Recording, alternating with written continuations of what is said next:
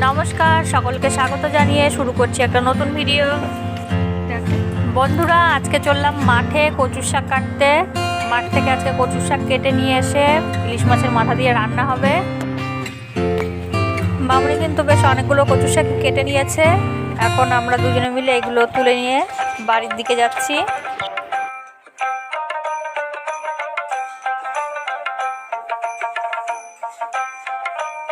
কচুর শাকের পাতাগুলো আলাদা করে নেব, তারপর কচুর শাকটা কেটে ধুয়ে পরিষ্কার করে নিচ্ছি। এদিকে কড়াইতে সর্ষের তেল গরম বসিয়ে দিয়েছি। সর্ষের তেল ছাড়া কিন্তু এই রান্নার সেই টেস্ট কিন্তু আসবে না, তাই সর্ষের তেলে রান্না করতে হবে। ইলিশ মাছের মাথাটা ধুয়ে পরিষ্কার করে আমি নুন হলুদ মেখে রেখেছিলাম, এখন আমি ভেজে নিচ্ছি। এদিকে কচুর শাকটা সেদ্ধ হয়ে গেছে, জল ঝরিয়ে নিচ্ছি। এবারে কচুর শাক থেকে একটা হাতা দিয়ে চেপে চেপে আমি বাকি জলটাও বের করে নিচ্ছি। এভাবে কিন্তু জলটা বের করে না নিলে রান্নাটা করার সময় কিন্তু রান্নাটা করতে অনেক দেরি হবে।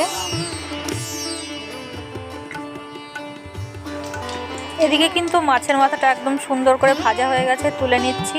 তারপর ওই তেলের মধ্যেই দিয়ে দিয়েছি কালো জিরে আর কাঁচা লঙ্কা ফোড়ন।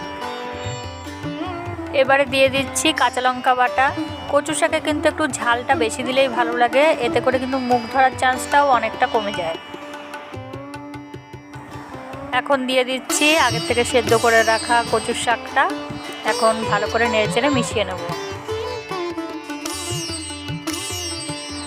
দিয়ে দিচ্ছি পরিমাণ মতো নুন আর হলুদ। এবারে খুব ভালো করে নেড়েচেড়ে কচুর শাক থেকে বাকি জলটাও আমি টানিয়ে দেবো। এখন ইলিশ মাছের মাথাটা যে আমি ভেজে রেখেছিলাম সেটা ভেঙে টুকরো করে কচুর শাকের মধ্যে দিয়ে দিচ্ছি। তারপর খুব ভালোভাবে মিশিয়ে নেব। দিয়ে দিচ্ছি লেবুর রস আর দিয়ে দেবো সামান্য পরিমাণে চিনি। লেবুর রসটা দিলে মুখ বা গলা ধরার কোনো সম্ভাবনাই আর থাকবে না। আমাদের কচুর শাক কিন্তু একদম রেডি হয়ে গেছে। এখন পরিবেশন করার জন্য এটাকে আমি তুলে নিচ্ছি। এরকম ইলিশ মাছের মাথা দিয়ে কচুর শাক আর গরম গরম ভাত জাস্ট জমে যাবে। ভিডিওটা ভালো লাগলে লাইক কমেন্ট শেয়ার করবেন অবশ্যই।